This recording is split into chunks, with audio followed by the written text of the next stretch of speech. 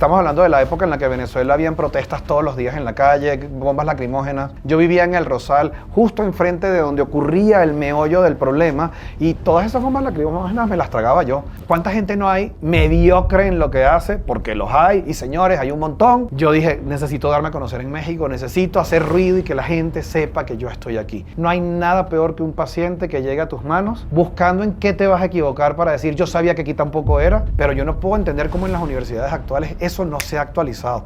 Hoy por hoy, mi protocolo al realizar una gingivoplastia es exactamente el mismo que en el año 2002. Mucho de lo que hago hoy en día viene de ti, de tus manos, de tu conocimiento. Si documentamos casos como lo documentamos es porque tú nos enseñaste, y estoy más que agradecido de ser tu primer invitado. Esta es tu casa. Tengo un invitado súper especial, una persona a quien admiro bastante. Fue el odontólogo oficial del Miss Venezuela por muchos años, director de Smile Emporium, el cual tiene 2 sedes, una sede en Venezuela, una sede en México, un profesional dedicado a la estética, y hoy en día es una de las personas más importantes atendiendo celebridades. Demos la bienvenida al doctor Martin Vanderberg. Tú puedes. Dame mi vaporú. Vanderberg.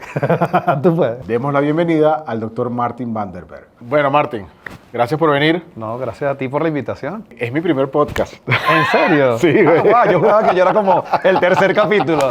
No, invité a alguien que tiene experiencia para que me enseñe, güey. Va, perfecto, ¿Okay? perfecto. Tengo muchas preguntas. Tenemos que hacer las cosas en un tiempo de match. No es un juego, no es tampoco como nuestro amigo Romualdo, el show de la muela. No. Hoy es no vamos algo a ser polémicos. Que fluya. No, es algo muy profesional. Vamos a esto. Martín, yo me acuerdo de ti cuando estudiábamos en la escuela de odontología. Así es, yo también de ti. Eres una persona que admiro muchísimo, en serio. Gracias. En la adultez te conocí mucho más y te admiro mucho más. Ahora, vamos al Martín de la Universidad de Santa María. Ok. De los pasillos de la Universidad de Santa Muy María. bien. De todas esas cosas. ¿Cómo fue tu decisión de estudiar odontología? ¿Quién fue el que te dijo a ti, debes ser odontólogo? Fíjate, yo no sabía que quería estudiar odontología. De hecho, yo no tenía muy claro a qué me quería dedicar. Siempre he contado en varias oportunidades que hice un ejercicio con mi mamá.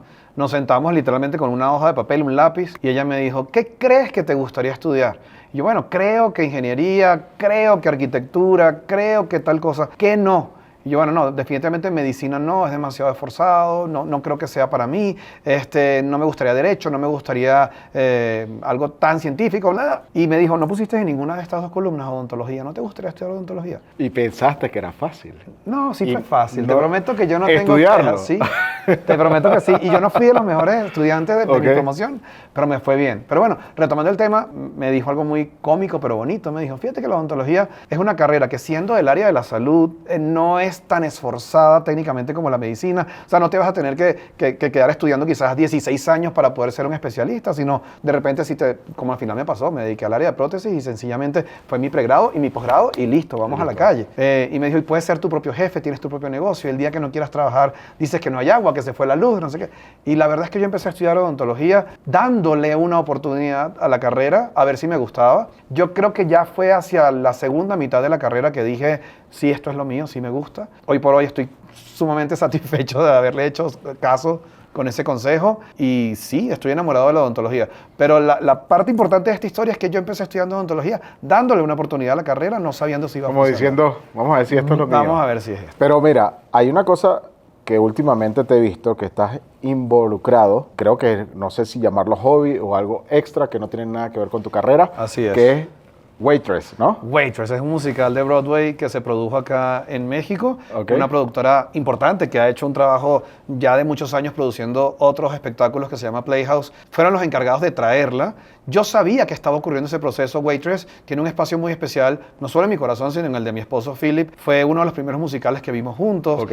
Hay una canción muy bonita cuyo título él la tiene tatuada. Y podría decir que es un soundtrack que yo escuchaba con mucha frecuencia. Y la vimos por primera vez en el año 2016. O sea, estamos Ok. hablando de hace casi 9 años. Y ahora materializado en... Y cuando supe que aquí le iban en a traer México. a México, yo dije, wow, qué cool que lo voy a poder ver. Y hasta ahí llegó la idea. Regresando de un viaje, veníamos escuchando la música de Waitress en los audífonos y le puse pausa y me volteé y le dije, ¿y si contacto a la gente que lo está produciendo y me asocio y me acerco? Y me dijo, ¿te parece? Y yo, sí, sí quiero. Pero, ¿tú tenías una preparación previa de algo? No, de yo soy muy o- fanático de los musicales. de Broadway. Ok.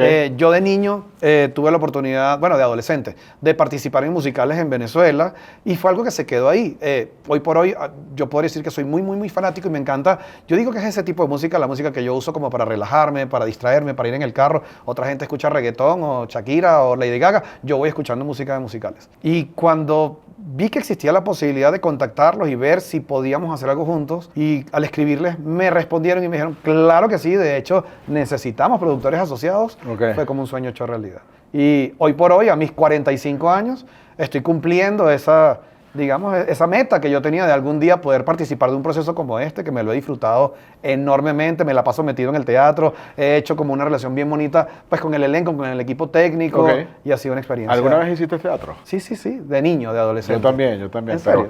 Pero es interesante, es súper interesante. Y siento que es algo que el momento correcto para hacerlo creo que es en la adolescencia. De hecho, por eso creo que en Estados Unidos hay tanto como escuelas de teatro a nivel de secundaria, porque es un momento también como para tú explorarte, para hacer cosas nuevas, trabajar con tu autoestima. ¿Algún papel te marcó? ¿De los que hice? De lo que hiciste. No, realmente no podría decirlo porque siempre fui como parte del elenco. No hice nada protagónico ni nada grande. Pero participar de ello me llenaba muchísimo. Bastante. Me encantó. Entonces esto es como una experiencia así relajante o algo decir distinto a la carrera, totalmente 100% radical, distinto. No tiene nada que ver pero lo que explicas a un lado del otro. Que haber participado de eso me ayudó a trabajar en ser una persona extrovertida y que hoy por hoy no me dé pena generar contenido, grabar historias, hablar ante una cámara. Perdóname, yo voy a parar esto acá. ¿Y tú te consideras una persona extrovertida? Una persona que ha sido principal en la estética de odontología. Una persona que trabaja con estrellas, porque tú y yo hemos trabajado juntos, y cosa que estoy muy orgulloso que me hayas dado la oportunidad. Y trabajas con estrellas sumamente importantes. Yo lo sé, a pesar de que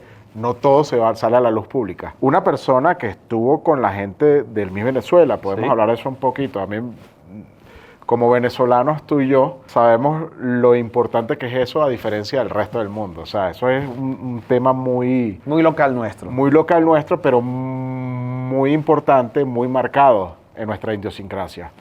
Entonces, tú me estás diciendo a mí que el Martin que me está hablando hoy a los 45 años, a la misma vejez que yo tenga, no estamos viejos, estamos renovados. ¿Ok?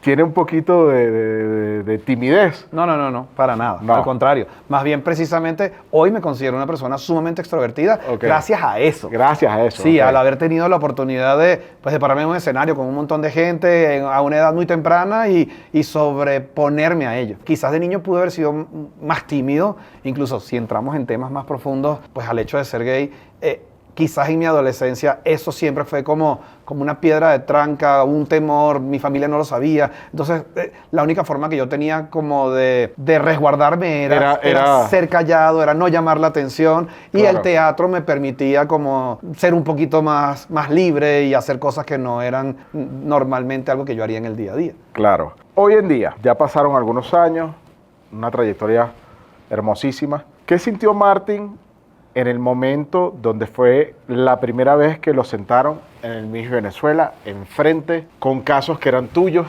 cosas que hicieron tus manos maravillosas, la estética? ¿Qué se siente en ese momento que llegas a ese punto, por lo menos en nuestro país, que es un punto top, es un punto alto? ¿Qué sentiste tú? ¿Recuerdas ese momento? Sí.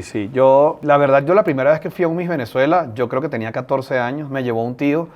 Y es como si, no sé, como cuando llevan a un chamo que le gusta el fútbol y lo lleven la primera vez a un partido del Real Madrid contra el Barcelona. O sea, yo no podía creer lo que yo estaba viendo esa noche en el Poliedro. Por cierto, fue el Miss Venezuela de Alicia Machado, de Jacqueline Aguilera. Era controversial. O sea, no, y que aparte fue importantísimo. Y al final ellas dos ganaron en sus concursos internacionales. Yo con 14 años decía, ¿qué es esto tan grande, tan fastuoso, tan bonito? Y de ahí me quedó como la espinita del interés por los concursos de belleza. Quizás también pues por haber sido gay, todo el cuento. Cuando estudio odontología... No. Perdóname. Vamos a desmitificar eso. Pero sí, yo creo que sí, porque... Pero vamos a desmitificarlo, porque no tiene nada que ver. No tiene que ver. Porque el evento, lo que no saben las personas, a los que nos estén viendo, que no son venezolanos, el evento del Miss Venezuela es como el Super Bowl en Venezuela. Es así. Tú esperas con tu familia eso, no tiene nada que ver con la Sí, comunidad. claro, toda la gente, Ok. gay o no gay, se sentaban a ver Miss Venezuela. Pero solo les importantísimo. interesaba esa noche. No sabían luego quién era. Todo o el cómo año. era eso, cómo Todo el era año que hay proceso. atrás. Ok. El punto es que, bueno, ya después de que estudio odontología, me graduó, me intereso por el área de la estética y tuve la oportunidad de ir a ver a trabajar al doctor Moisés Caswan, que para ese Ok. momento era el odontólogo oficial de Miss Venezuela. Sí, me acuerdo. Sí. Y para mí fue interesantísimo ese proceso, verlo, cómo era su protocolo con las chicas, cómo las atendía, qué les hacía. Hoy por hoy, mi protocolo al realizar una gingivoplastia es exactamente el mismo Hay un que aprendizaje en ahí el año bastante bueno. 2002, hace 23 años, cuando lo vi a él Ok. trabajar a hacer una gingivoplastia. O sea, yo mantengo exactamente lo mismo que él hacía en ese momento. Eso lo No, aprendí yo de él y siempre lo he reconocido y siempre lo he recordado con mucho cariño. Pero bueno, ya cuando yo empiezo a trabajar con las Misses, al principio fue como, yo me consideraba como un odontólogo colaborador de la organización Miss Venezuela, porque ya existía el doctor Moisés Caswan, y de repente a mí me mandaban 2 o 3 chicas pues, para que los ayudara con esos casos. Ya luego más adelante pude ser el odontólogo oficial del Miss Venezuela y ya ahí la experiencia cambió. Cambió. O sea, ya era yo bienvenido en el canal o en el poliedro y ya tenía mi silla de patrocinante Todo. y ya eso era como un sueño que pude cumplir con mucho cariño y que tuvo una etapa que fueron 4 o 5 años y ya luego, pues bueno, digamos que por la misma situación en Venezuela, el Miss Venezuela también cambió, ya no era la fastuosidad de evento que ocurría antes. Yo debo reconocer que mi carrera sin duda despegó muchísimo en el área estética gracias a la exposición, no solo de Miss Venezuela, sino de todas las celebridades o artistas que eran mis pacientes en esa época y sin duda me ayudó muchísimo a hacer nombre. Hoy por hoy sencillamente lo recuerdo con mucho cariño, sigo atendiendo celebridades, sigo atendiendo famosos. Sí, no, pero ya ese no es mi fuerte. Y más allá de los celebridades venezolanas, o sea, yo mismo he visto cómo traes celebridades de acá de México, celebridades que son muy internacionales, todo, te felicito. Gracias. Ahora, voy a otra pregunta más. Yo te observo mucho, viajas, tienes dos sedes de dos Smile and sedes. Bohem, así es. Y hace 2 oficinas, así muy gringo, Muy ¿no? offices. 2 offices. Ok, tienes tus 2 oficinas, una en Caracas. Así es. Y es sorprendente, yo admiro mucho a los odontólogos que se quedaron en Venezuela y cómo progresan y es una... Y sigue habiendo mucho mercado. Y sigue habiendo mucho sigue habiendo mercado mucho espacio. y todo. Yo adoro y siempre los pongo en el ejemplo como cuando la gente se empieza a quejar de su propio país y yo digo, a ver, güey, si estas personas pueden, ¿tú crees que nosotros no vamos a Sí, poder? sí, sí. Entonces, y estás aquí en México también. Así es. Viajas cada 15 días, Así más o es, menos. así es. Ahora va la pregunta. ¿Cómo se siente el ser humano, ok? De 45 profesional? años. Yo no dije eso. Yo tengo la misma edad que tú. No dije eso. ¿Cómo te sientes? Yo en lo personal, sí voy a confesarte una cosa. Yo di 10 años y fueron 10 años de mi vida, por un lado hermosos, por un lado demandantes, por un lado... Yo estuve 10 años en aviones. Yo sé, Hasta- tú eras un hasta que rockstar. lo dejé, hasta que lo dejé. De verdad. Ok, y lo he ido dejando progresivamente. Y sé el desgaste que es eso.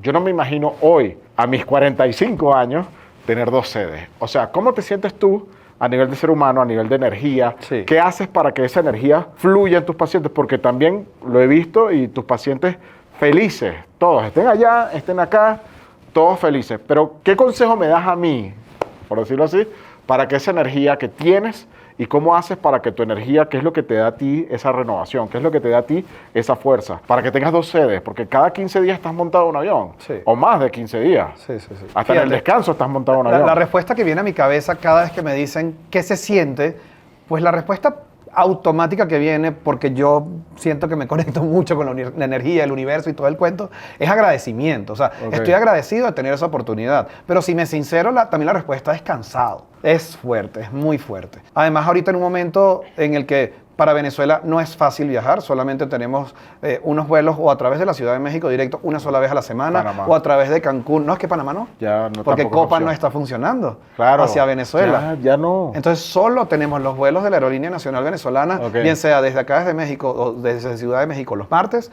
o desde Cancún los lunes y los viernes. Y debo cuadrar esa logística para que yo pueda ir, ser productivo, tener tiempo y regresar. Y ahorita la verdad se me ha hecho súper cuesta arriba. No he pensado en dejar dejarlo, no lo voy a dejar, pero sí cansa, físicamente cansa.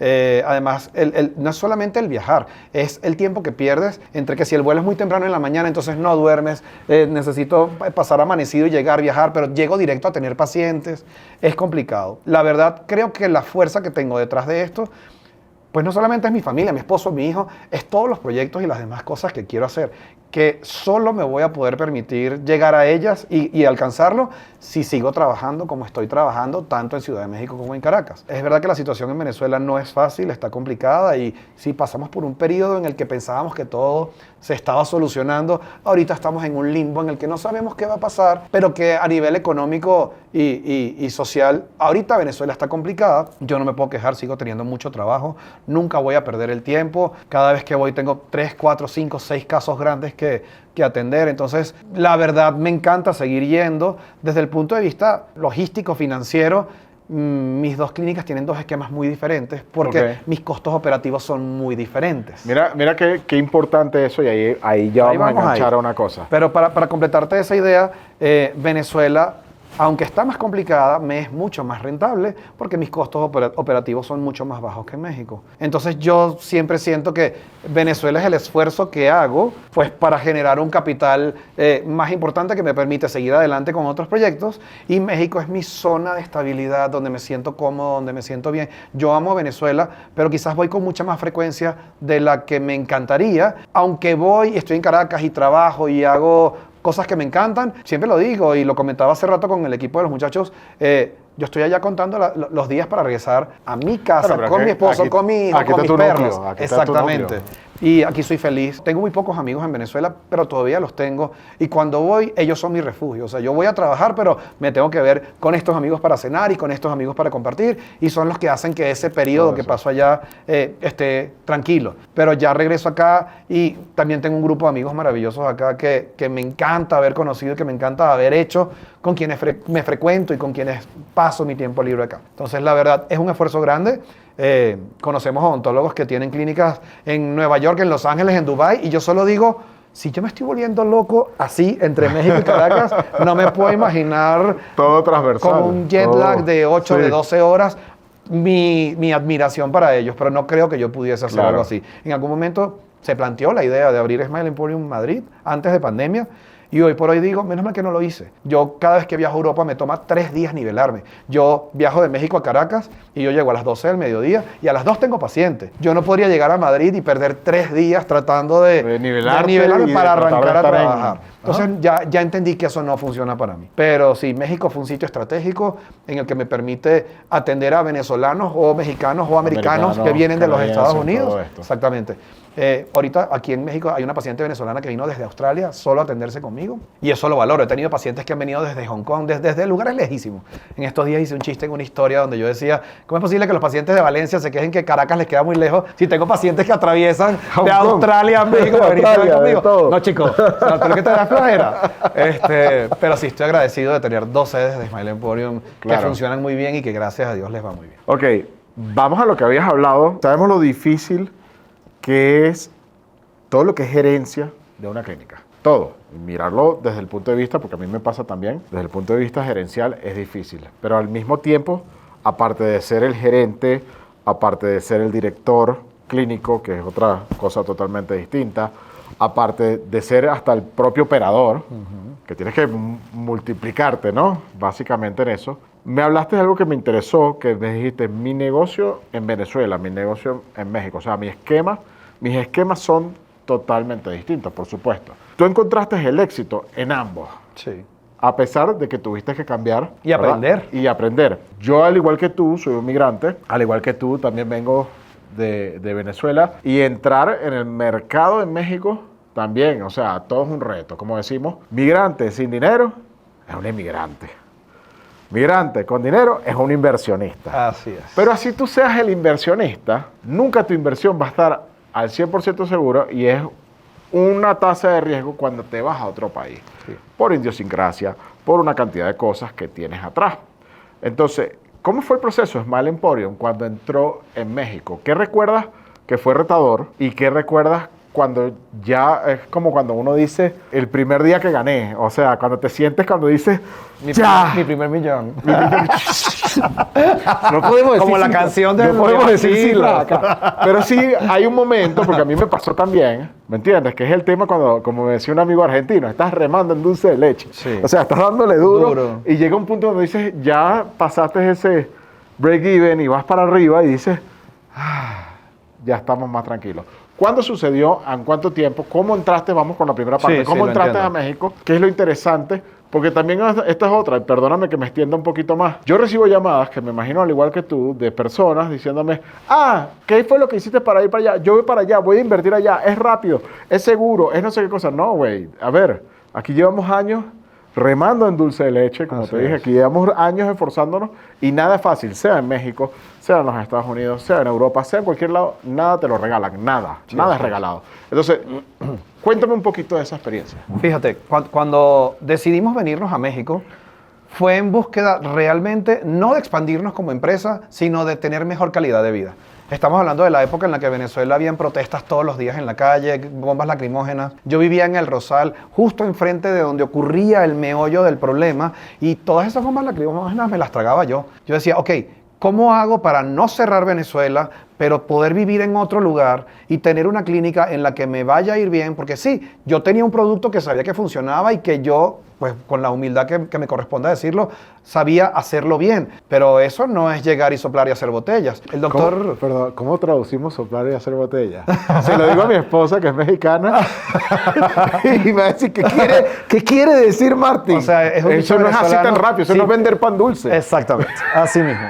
El punto era que yo decía, ¿dónde podría yo establecerme que pueda ejercer de manera legal, donde yo pueda homologar mi título de manera relativamente rápida y que tenga sentido? Porque yo escuché de mucha gente que emigró a Perú, a Argentina, a Chile, y la verdad no me llamaba la atención. Me hubiese encantado que pudiese ser en Estados Unidos, pero cuando vagamente investigué, era sumamente complicado el proceso de volver a estudiar, homologar, licenciar, era muy difícil. A pesar de que te entrenaste allá en NYU. Sí, pero era un porque programa... tú tienes entrenamiento Así es, allá. en NYU, pero era un programa para foreign students. Era mucho más sencillo. Y lo primero que quedaba claro era que yo no podía ejercer en los Estados Unidos con ese título. Con ese título, ¿no? Ese título es para que te lo lleves a otro país y ejerzas, pero no para ejercer en Ok. Estados Unidos. Y yo decía, ¿cómo hago? ¿Dónde sería el punto perfecto para poder atraer a esa diáspora o venezolana o interesada en lo que yo hago a un sitio donde ellos digan, sí, vale, no me importa, me puedo comprar un boleto de $180 y viajar 3 horas? Yo dije, México. México va a ser perfecto para atraer a los venezolanos que están en la Florida o en Texas o en California o en Nueva York. Y quién sabe si hasta el propio americano o al mexicano que vive afuera. Y no me preguntes cómo, pero funcionó. No sé cómo, pero funcionó. Ahí estamos, amigos. Y tú también eres ejemplo de eso. Esa es la verdad. Sí. Yo cuando averigüé cómo era el proceso de homologación, entendí que era sencillamente pues, hacer todos los trámites ante la SEP, la Secretaría de Educación Pública en México. Introduje todo. En 6 meses yo tenía mi cédula profesional. Fuimos trabajando en el proceso pues, de lo que es el registro mercantil de la empresa, todo el tema de permisología sanitaria, todo lo que hace falta que ya sabes para poder montar un espacio de salud en México, que es complicadísimo. Súper complicado, más de lo que uno cree. Y cuando crees que lo hiciste, sale un listado nuevo de cosas nuevas que hay que hacer y cosas que hay que cubrir y cosas que hay que cumplir, y sencillamente a uno no le queda más que seguir remando en dulce de leche y trabajar por ello. Bienvenido. Pero con la clínica lista y con la cédula profesional en mano vino la parte complicada. ¿Cómo atraes a la gente? Hay un dicho que te iba a decir, el doctor 90210, el doctor de Beverly Hills. Sí, era brasilero, ¿no? Él era brasilero, Ajá. vivía en Estados Unidos. ya Así vivo. es. Y él fue a Venezuela a ser jurado del Miss Venezuela. Y yo tuve la oportunidad de hablar 5 minutos con él. Y él me hizo una pregunta, me dijo, ¿a qué te dedicas? Yo le digo, soy odontólogo estético.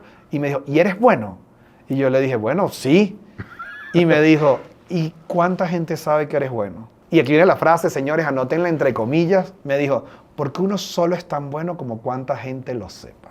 Y eso a mí me marcó de manera impresionante porque dije, tienes toda la razón. Es como el dicho ese de, si un árbol se cae en el bosque, hace ruido, si no había nadie que lo pudiera escuchar. Nadie lo va a escuchar. Así es. Yo decía, Ajá. ¿cuánta gente no hay por ahí mediocre en lo que hace? Porque los hay, y señores, hay un montón, pero sencillamente de algún modo pudieron atraer La confianza una, que tienen, a todo. una esfera de gente que funciona y son sus clientes. Yo dije, necesito darme a conocer en México, necesito hacer ruido y que la gente sepa que yo estoy aquí. Para ese momento la fórmula que yo conocía era la que yo traía de Venezuela y era trabajar con famosos, con influencers, con personas que pudiesen dar a conocer mi trabajo, y así decidí arrancar. Lo que pasa es que aquí decidí trabajar con microinfluencers. Es decir, yo no busqué personas que tuviesen 5 o 6 millones de seguidores, que los hay, pero preferí buscar personas que tuviesen 15,000, 30,000 seguidores, que yo supiese que esos 30,000 seguidores hacían santa palabra de lo que esta persona dijese. Y la verdad me funcionó. Sabes que yo tengo un sueño, ¿no?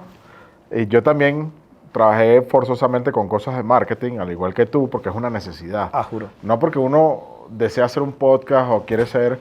Porque realmente esa misma timidez de la que tú hablabas, yo también, a pesar de que estuve internacionalmente en muchos palestras, ¿cómo se dice? En muchas stage, pero dentro de uno es un odontólogo, uno quisiera nada más dedicarse a lo que estudió porque uno ama lo que hace. Pero yo tengo como una especie de sueño algún día de invitar a las personas con perfiles como el tuyo y que han hecho cosas muy importantes y relevantes en odontología y hacer como una especie de simposio, ¿ok? De la parte de eso que estás dando esos tips que son de maravilla, porque ya me estás diciendo, yo en Venezuela me moví así, pero aquí hice microinfluencer. Claro. O sea, esos son tips de oro. Yo lo entendí también lo de los microinfluencers en un momento. A mí no me fue tan bien con los influencers ni los microinfluencers. A ti te fue de maravilla. Sí. A mí mi estrategia fue por otro lado, pero te felicito que lo digas, porque no todo el mundo lo dice, ¿no? Sí, y quizás eso me puede funcionar a mí y le puede funcionar a un grupo de personas que nos están viendo. Ajá. No necesariamente le va a funcionar a todo el mundo, pero yo creo que es mejor que tengan como un abanico de opciones sobre las cuales ir trabajando y decir, esto sí me funcionó, esto no, esto sí. ¿Sabes que mi papá una vez me dijo una cosa que se me quedó grabada? Así como te dijo, este doctor te dijo esta frase. Me dijo, nadie conoce mejor tu negocio que tú. Es verdad. O sea, así esa parte como de confianza que la tenga. Nadie es perfecto en esta carrera. Y después vamos a pasar a otra más actual. Nadie es perfecto. Yo, como me decía mi abuelo era gastroenterólogo y lo vi pocas veces en mi vida, pero las pocas cosas que me dijo, las frases se me quedaron, ¿no? Y él me dijo... el que no se equivoca es porque no tiene pacientes. Eso no fue una frase muy... Cuando estás comenzando a estudiar odontología, y lo vi una de las últimas veces que lo vi, que me dijo eso. Me quedé así como, wow. Y antes de que empezáramos a grabar te dije algo similar. Te dije, el único que no se equivoca es el que no trabaja. El que no trabaja, tú me dijiste lo mismo. Ahora, dentro de tu carrera, sin mencionar el gran problema o el nombre del problema. Ok. Pero, ¿qué fue lo difícil que te ha tocado hasta estos 45 años enfrentar? Porque ya llevas 22, 21 años de graduado, más especialidades, más todo. ¿Qué es lo más difícil que recuerdas que te costó entender de tu carrera y superarlo? ¿Y cómo lo superaste? Bueno, podríamos extendernos en muchos temas, pero hoy por hoy diría que no hay nada más complicado que un paciente que desee ser complicado. Porque hay pacientes que tienen casos difíciles, pero que vienen con la mejor de las intenciones y lo que quieren es una solución. No hay nada peor que un paciente que llegue a tus manos predispuesto a que no lo va a poder conseguir en tus manos, buscando en qué te vas a equivocar para decir, yo sabía que aquí tampoco era, y esos pacientes existen, y existen con mucha frecuencia. Nosotros en mi clínica siempre hemos dicho, a manera de chiste, y creo que cada día debería ser menos un chiste y más una realidad, los pacientes también, así como los gastroenterólogos, les hacen evaluaciones psicológicas a sus pacientes para determinar si efectivamente tiene sentido hacer una cirugía de bypass o algo de esa índole. Nosotros también deberíamos empezar a evaluar si los pacientes que llegan a nuestra consulta son un paciente que venga realmente con la mejor disposición y confiando en ti, más allá de que no haya tenido la oportunidad de recibir un tratamiento de tus manos todavía, o si es un paciente que trae otros problemas de base, de otra índole, y que sencillamente está buscando al primer tonto con cuál pagar. Me ha pasado mucho. Me ha pasado y el nivel de pacientes que yo atiendo, yo siempre hago esta pregunta. Si perdiste todos los dientes, porque lo que yo hago más que todo es rehabilitaciones con el full arch. Si los perdiste, ¿qué te llevó a hacer eso? ¿Sí me entiendes? ¿Cuál fue la causa de eso? Y aquí la causa psicológica es importante. Pero de eso hay algo muy puntual que fue difícil en algún momento y ya lo superaste. O sea, como todo. Yo entiendo lo que me estás diciendo. De joven, también. Quieres aceptar a todo el mundo. Quieres aceptar a todo el mundo. Lo difícil fue llegar a ese punto en el que uno diga, yo creo que no deberíamos atender a este paciente. Yo tenía un profesor que me decía en el posgrado, es mejor verle la espalda una vez que verle la cara todos los días. Sí. O sea, hay que aprender a decir que Sí, no. sí, sí. Es Y complicado. sí, yo pienso que nuestra cultura latinoamericana también no sabe decir que no. Como que no sabe la barrera, el boundary, de decir no es no y no te quiero ofender, y nadie se está ofendiendo. Nosotros en la cultura latinoamericana nos dicen no y estamos como ofendidos porque nos dijeron que no. Siempre vamos Sí. como que en ese aspecto. Pero es mejor evitarse el problema que todavía no tienes. Sí, sí, exacto. A mí me pasaba mucho con dos situaciones en particular que se volvieron muy complejas y se elongaron innecesariamente, y los pacientes hoy por hoy creo que están tranquilos, pero no sé si están en una latencia de ¿cómo termino de buscarme un problema con esta persona, con este Claro. doctor? Debo reconocer que mi equipo sí lo logró atajar a tiempo y sí lo identificó, y al final el último que nunca les creyó fui yo. O sea, no deberíamos atender a este paciente. Pero Y yo, el no, equipo- vale, el eso e- va a ser fácil, va a quedar bonito, va a ser sencillo.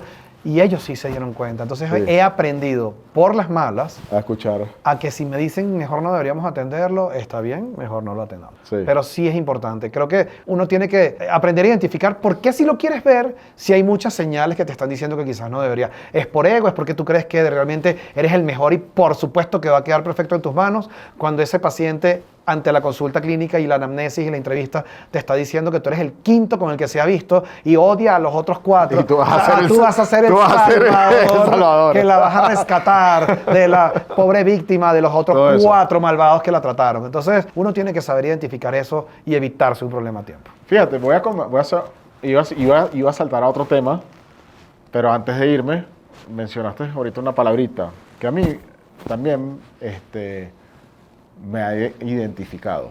Tú tuviste tu historia con todo lo que has crecido, ha sido importante. ¿Cuántas personas conocen de ti? Como dijo el doctor, lo lograste. Las personas conocen de ti.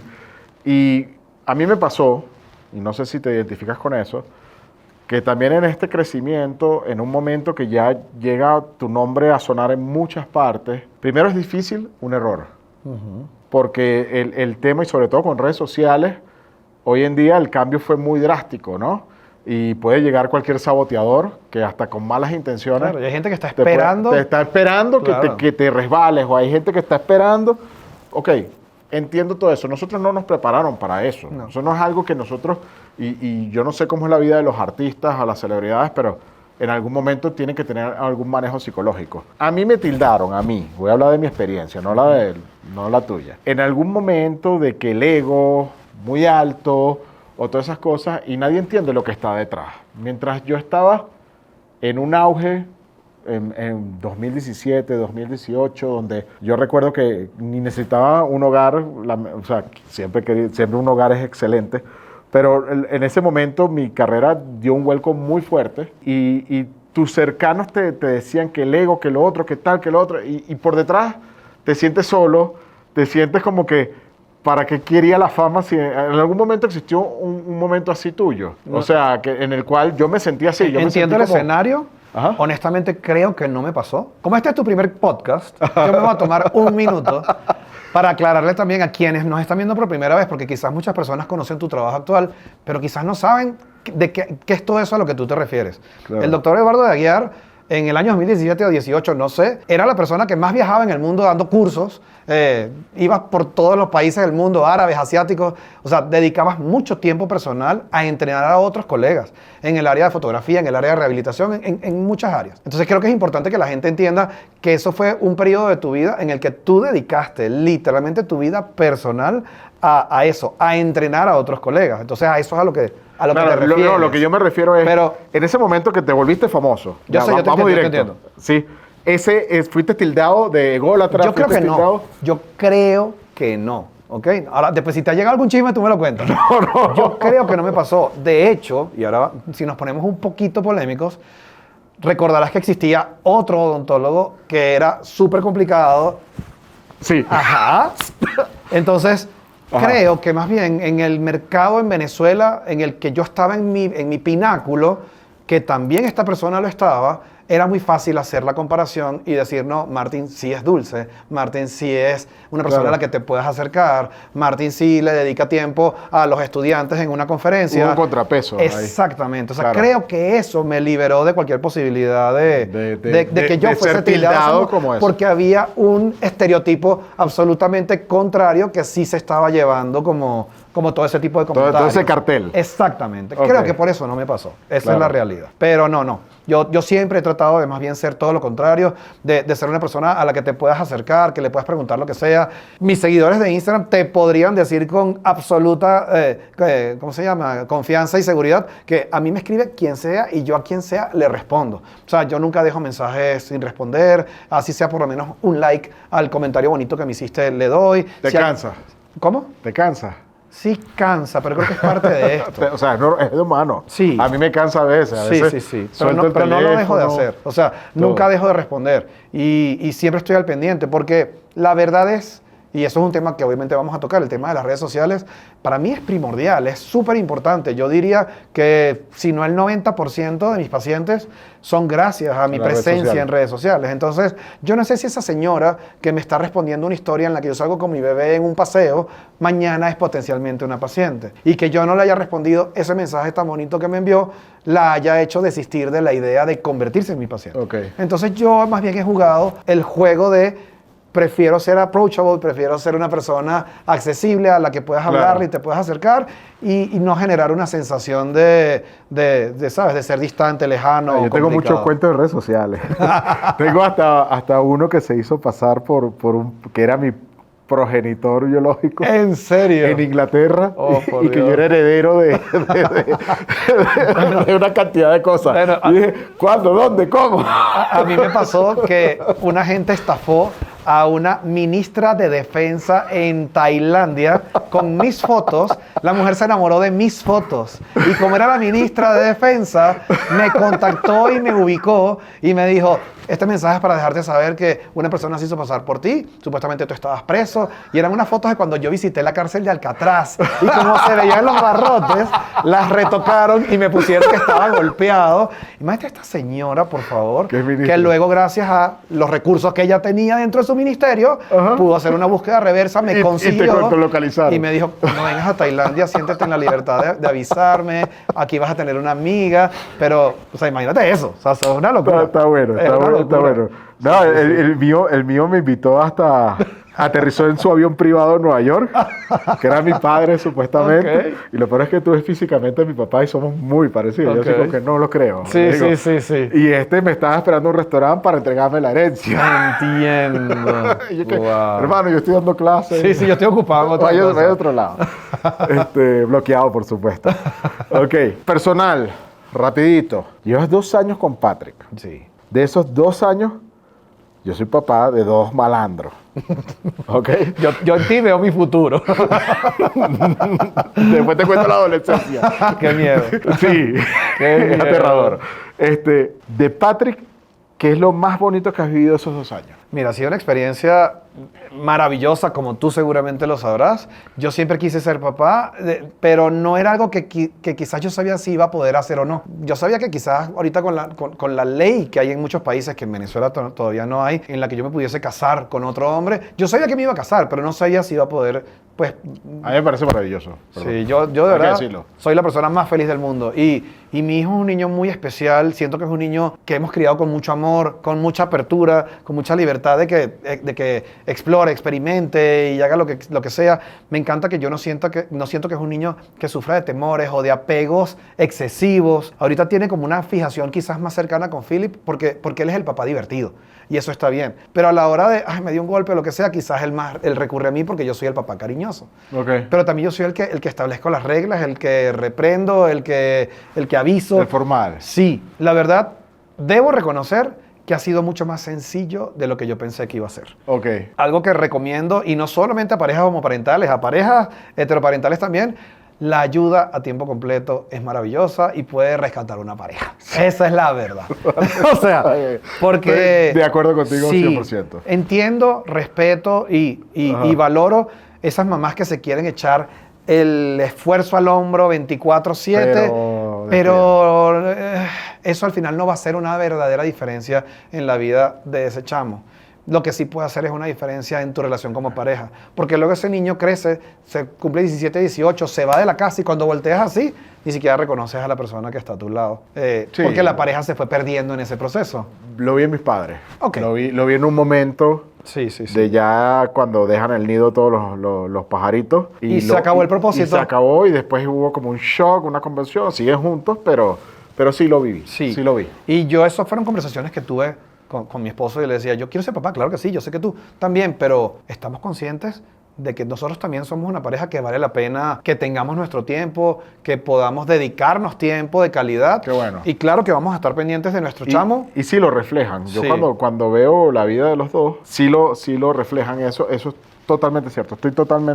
Si tienen la oportunidad de hacer eso, Sí. estoy al Además, 100% de entiendo que acuerdo. de repente en Europa o en Estados Unidos pueda ser muy complicado porque es muy costoso. Pero bueno, vivimos en Latinoamérica donde podemos tener... Pero están los abuelos. Eso, exacto. Pero están los tíos. Sí, sí, sí. Y Pero ponte que está- no. O sea, que sea una persona que debas contratar para ello, pues bueno, en Latinoamérica es mucho más costeable, es perfectamente llevable. Y Claro. nosotros estamos, bueno, agradecidísimos con la persona que tenemos en casa.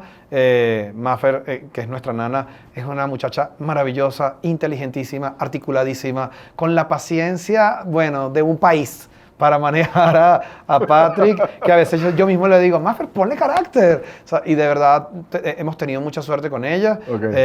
Hemos viajado con ella y le hemos pasado maravilloso. Es una muchacha que a donde sea que lleguemos, vamos con ella de la mano y se sienta con Listo. nosotros y es parte de nuestra familia. bueno. En Venezuela eso es así. En México yo siento que hay un poquito de diferencia con el personal de ayuda, pero en Venezuela nuestra nana es nuestra familia. Y así hemos decidido nosotros tratarla a ella. Y Patrick es un niño de verdad querido, no solo por nosotros dos, sino por ella, por todo nuestro entorno familiar, nuestros amigos. Y me encanta verlo evolucionar. A ti te debe haber pasado. A veces los niños pasan de que no hablan a que al día siguiente hablan y hablan Son bien. loros. O no caminan y al día siguiente ya caminan y corren. Corren. Entonces, uno no sabe en qué momento esos cambios se van a dar. Y estos 2 años han sido de estar como al pendiente de ver cómo ocurre todo ese proceso. Ha sido Claro. maravilloso. No, me encanta. Mira, última pregunta aquí. Vamos a la parte profesional de vuelta. ¿Qué te pasó a ti? Me pasó a mí. Fíjate, tú y yo vivimos algo en nuestra generación que no va a pasar ya en las próximas generaciones de odontólogos. Que pasamos del análogo, entrenamiento análogo, a lo digital. Y fueron curvas de aprendizaje, desde algo sencillo como un escáner, desde a nivel de tratamiento también reducir los tiempos. Yo recuerdo que no sé, cuando empezabas a ofrecer tratamientos de estética, pues tenías que depender de un laboratorio que no era in-house como los que tienes tú, que era depender del tiempo, depender de una cantidad de factores, ¿no? Y todos los procesos, por supuesto, eran más lentos. ¿Cómo ves tú? Ok, primero coméntame un poco cómo fue esa transición del doctor que hacía en análogo a la parte digital, porque yo enfrento problemas con mis nuevas generaciones. Mis nuevas generaciones son muy digitales y no entienden cosas de base a lo análogo. Sí. Entonces ya te doy esa. Y la segunda pregunta, ¿qué crees tú que viene ahora en lo digital? ¿Ok? Y cómo lo aplicas la parte digital esa en tu consultorio. O sea, ¿qué viene ahora?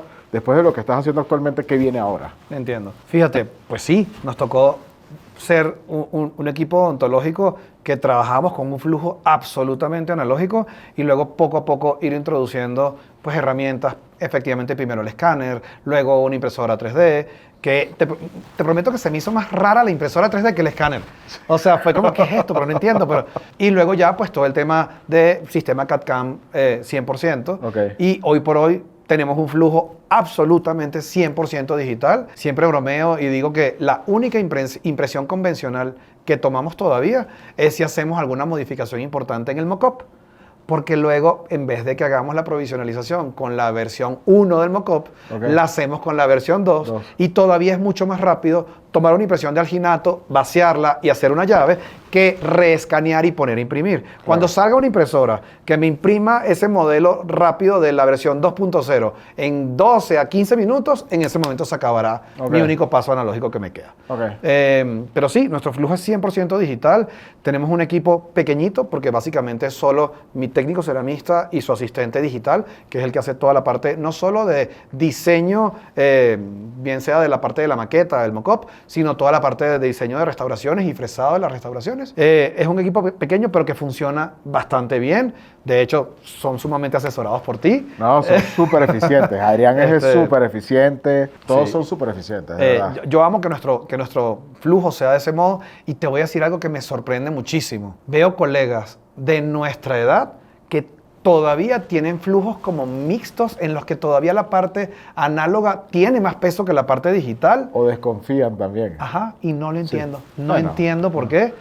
Lo podría entender de generaciones más tempranas y aquí te va peor todavía. Los pensum en las universidades no se actualizan y los muchachos que se están graduando con 22 años ahorita, 20 y pico de años menores que tú y que yo, solo saben de flujo análogo. Absolutamente. Sí, estoy de acuerdo. Y no Me lo pasa entiendo. bastante con la nueva camada cuando los recibo, llegan acá. Tenemos que como que nivelarlos. Y Eso me parece impresionante. Siento que lo primero que tiene que empezar a ocurrir no viene en la generación de los que ya estamos graduados, porque bueno, nos graduamos con ese pensum no actualizado para este momento. Pero yo no puedo entender cómo en las universidades actuales eso no se ha actualizado. Ni siquiera se enseña, no se muestra. Se sigue hablando de toma de impresión con siliconas y con cosas que sí, claro que existe y claro que funciona, pero hay cosas que pueden hacer que no solamente tu flujo in-house sea mucho más sencillo, sino que la experiencia del paciente sea mucho más agradable. No es lo mismo tomar una impresión y que tenga que respirar y que le eches airecito con la jeringa triple en la cara para que no se vomite, A que sea una lucecita. a que sienta un fresquito con una lucecita que Una pasa por los lucecita, dientes. Siento que eso tiene que cambiar y con premura, con apuro, porque no entiendo por qué sigue Pero, ocurriendo. y también otra cosa que yo veo es que en el mercado ya la tecnología se está estandarizando. Sí. O sea, antes adquirir... Y era muy costoso, Muy ahora costoso, cada vez ahora es es mucho cada- más mucho más accesible. barato, entonces 100%. no hay excusa. No lo entiendo. No hay excusa. Bueno, ¿qué le dirías a Martin si fuese ahora un estudiante del último grado de odontología y tuviese que empezar a emprender? Porque el odontólogo está obligado a emprender. Te lo tengo clarísimo. Ojalá se lo pueda decir no en el último año de odontología, sino como en segundo o en tercero.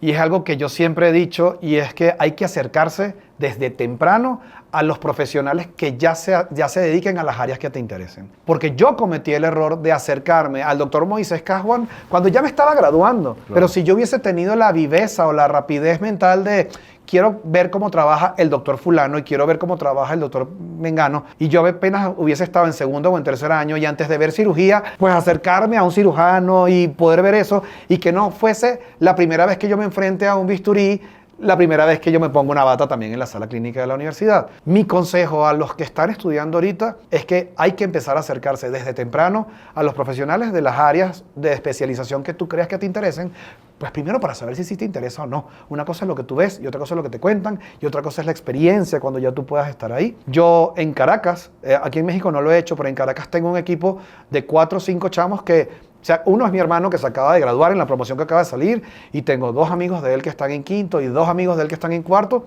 que son mi equipo de trabajo directo, son mis asistentes. Y son chamos que ya cuando están en la universidad y les toca ver prótesis, ya saben tallar perfectamente, ya saben hacer preparaciones, ya saben cómo escanear. Me pasó con mi hermanito particularmente que cuando le tocó ya empezar a ver prótesis, le tocó preguntarle a la doctora si le dejaban llevar Un escáner. una resina acrílica Ok. con pistola en vez del polvo líquido para provisionalizar. Ok. Y la doctora no entendía por qué le estaba pidiendo eso. Bueno, doctora, porque es más controlable, es más sencillo, no sé qué. Y a regañadientes le dieron permiso y sus compañeros no entendían tampoco Claro. qué era eso que él tenía Que en las inyectaba y manos. hacía eso. Entonces siento que eso es importante, siento que no hay que esperar a graduarse Claro. para decir, a ver, me gusta el trabajo del doctor Martin o del doctor Eduardo, ¿será que le escribo? A ver, no, chamo, desde tercero o cuarto año ya puedes perfectamente acercarte y te aseguro que muchos profesionales te van a decir que sí. Entonces creo que ahí es donde está el meollo de que cuando se gradúen sean aún mejores profesionales. Te agradezco que hayas venido a mi No, primer a ti, podcast. Eduardo, gracias. Se llama mi primer podcast. Mil Ok. gracias, amigo. Te Quiero que admiro sepas mucho. que yo te admiro a ti Adelante. más. Mucho de lo Ok. que hago hoy en día viene de ti, de tus manos, de tu conocimiento.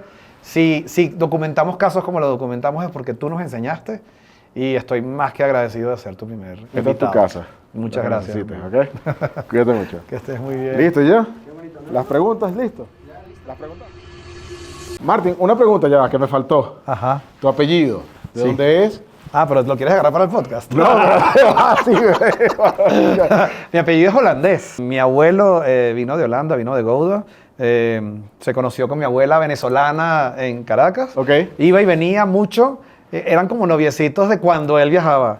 Y en un tercer, cuarto viaje, mi abuela le dijo, si te vuelves ahí, a mí no me vuelves a ver. Y resulta que se quedó y el barco en el que regresaba lo tumbaron, lo hundieron en la guerra. O sea, se quedó y ella le salvó la vida por haberlo coaccionado a que se quedara. Tengo una historia muy similar. ¿En serio? Sí, te lo juro. Sí, siempre he dicho que debería No existir es un la barco, película. es un tren. Ah, sí. Sí, o sea, no serán la misma familia. Mi abuelo era marino, era ingeniero Ok. de la marina, y ellos lo que hacían era venir a Venezuela a buscar petróleo y gasolina para llevarlo a Europa durante la guerra. Y en uno de esos viajes se queda, y cuando el barco iba de regreso, lo hundieron precisamente. Ya no hay barco, Así es. ya te quedas. Esa es la ¿Qué historia. tal? Ya te cuento la mía rápido. Eso. Mi abuela, antes que se muriera, todo eso. Ya, ¿De Aguiar es portugués? De Aguiar es portugués, Ok. pero Sarría es español. Y los otros son los delfinos. ¿Tú conoces a Fernando? Sí, claro. Fernando es mi primo. Ah, súper. Mi abuela estaba en la Guerra Civil Española, ¿ok? Con sus hermanos. Mi bisabuelo lo mandan a ir porque ellos eran...